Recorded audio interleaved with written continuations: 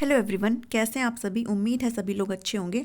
आज की इस वीडियो में सिलेबस के रिगार्डिंग बात करने वाले हैं। एचपीएससी ने आपका सभी विषयों के लिए सिलेबस जो है वो जारी कर दिया है। ठीक है, जो भी आपके सब्जेक्ट है पीजीटी पोस्ट के लिए सभी के जो सिलेबस है आपके सामने जारी कर दिए। कुछ बदलाव यहाँ पे देखने को मिल रहे हैं कि भाई क्या चेंज है, एग्ज़ाम में कैसा पैटर्न है, कैसा आपका एग्ज़ाम होगा, सभी कुछ आज इस वीडियो में डिस्कस करेंगे। सबसे पहले देख लीजिए कि जिन्होंने भी पीजीटी पोस्ट के लिए अप्लाई किया है ना, और ये जो है इन्होंने दो अनाउंसमेंट दिए हैं, एक तो आरओएच के लिए, रेस्ट ऑफ हरियाणा के लिए, और एक मेवात के लिए, जबकि दोनों में चीज़ें बिल्कुल सेम ही हैं। ठीक है, तो आप देख लीजिए कि इन्होंने क्या कुछ बताया है। सबसे पहले तो हम बात करेंगे इनका पैटर्न क्या है।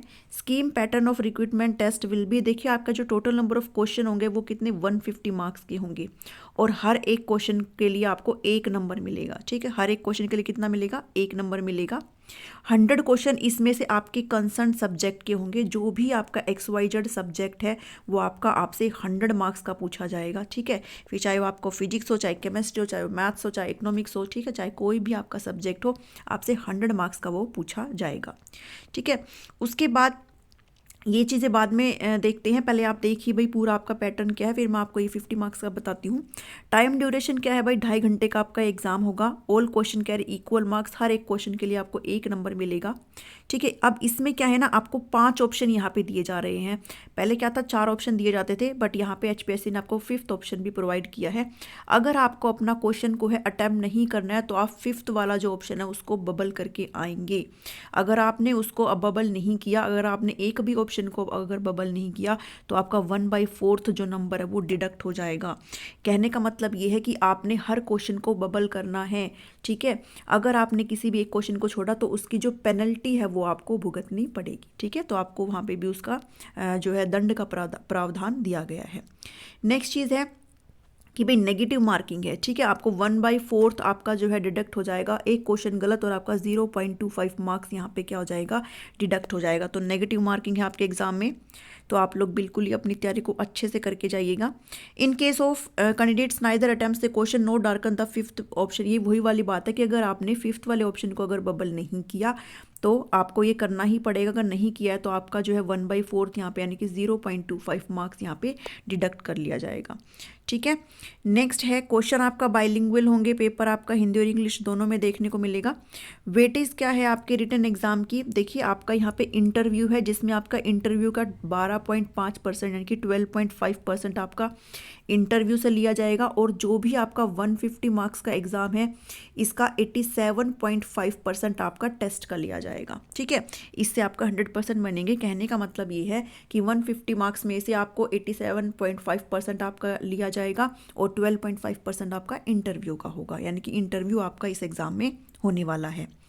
अब एक चीज़ ये है जो बहुत इंपॉर्टेंट आपको समझनी चाहिए कि कैंडिडेट को जो है 50% मिनिमम मार्क्स आपको स्कोर करने पड़ेंगे।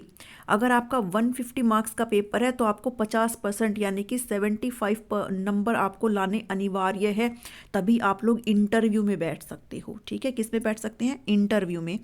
कहने का मतलब ये है कि आपको 50% नंबर लाने अनिवार्य है, किसके लिए, in the written exam to be eligible to qualify for the interview stage. ठीक है, तो और ये 50% नंबर किसको लाने हैं, जनरल कैटेगरी वालों को, और 45% मार्क्स किसको लाने हैं, रिजर्व कैटेगरी वालों को। ठीक है, तो ये था आपका सिलेबस का क्या एग्जाम पैटर्न है, कैसे क्या है।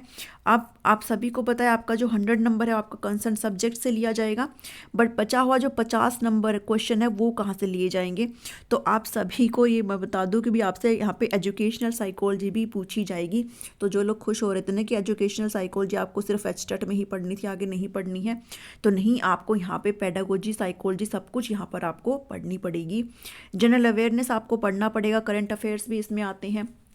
ठीक है, जनरल मेंटल एबिलिटी से क्वेश्चन आएंगे, कॉम्प्रिहेंशन इंग्लिश आपसे पूछी जाएगी, लॉजिकल रीजनिंग आपसे पूछी जाएगी, मैथ्स आपसे पूछा जाएगा, decision making, problem solving, everything. ठीक है, basic numeracy, data interpretation and the questions related to Haryana GK आपसे कंप्लीट यहाँ पे पूछा जाएगा। ठीक है, हरियाणा जीके आपसे पूछा जाएगा, और इंग्लिश आपसे यहाँ पे पूछी जाएगी, हिंदी का यहाँ पे जिक्र नहीं है, रीजनिंग आपसे पूछी जाएगी।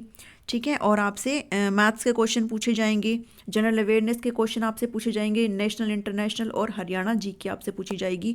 अब बात ये आती है कि ये आपसे कितने नंबर का पूछा जाएगा। तो यहाँ पे इन्होंने बिल्कुल भी इस बात को जो है क्लियर नहीं किया है कि कौन सा पोर्शन कितने नंबर का पूछा जाएगा। तो ये क्लियर कट HPSC पे डिपेंड करता है कि वो आपको कितने क्वेश्चन जो है कितने उसके पोर्शन के देती है। कहने का मतलब ये है कि आपको ये सारी चीज़ें ही पढ़ के जानी पड़ेगी, पता नहीं ये कितने कितने नंबर का आएगा, क्योंकि सारा ही अपने आप में इम्पोर्टेंट है और कितना 50 मार्क्स यहाँ पे आपको दे करके जाएगा। तो आपको अपने सब्जेक्ट को तो अच्छे से पढ़ना ही है, साथ ही आपको ये सारी चीज़ें भी अच्छे से पढ़नी है। ठीक है, तो ये वाला जो PDF है मैं आपको टेलीग्राम चैनल पर प्रोवाइड कर दूँगी। टीचिंग गोल्स टेलीग्राम चैनल है, वहाँ पर आप सभी लोग जुड़ जाए। ठीक है, आपको जो है अपडेट्स मैं यहाँ पे प्रोवाइड करती रहती हूँ, तो मैं आपको ये वाला जो नोटिफिकेशन है वहाँ पे डाल दूँगी। ठीक है, और जो ये 100 मार्क्स वाला जो सिलेबस है ना, ये आपका HPSC की साइट पे दिया हुआ है, हर सब्जेक्ट का अलग अलग दिया हुआ है। जो भी आपके सब्जेक्ट है उनका हर सब्जेक्ट का सेपरेट सिलेबस आपको दिया हुआ है। PGT फिजिक्स का सिलेबस मैं आपके साथ जल्दी ही डिस्कस करूंगी, PGT फिजिक्स का क्या सिलेबस है। ठीक है, अगर आपका कोई भी XYZ सब्जेक्ट है तो आप डायरेक्ट वहाँ पे जा कर के जो है देख सकते हैं, और अगर आप चाहते हो कि मैं डाल दूँ तो आप मुझे कमेंट कर देना, मैं हर सब्जेक्ट का जो PDF है आपको टेलीग्राम पर प्रोवाइड कर दूँगी। ठीक है, तो चलिए मिलती हूँ आपसे नेक्स्ट वीडियो में नए टॉपिक में। Thank you, thanks for watching me.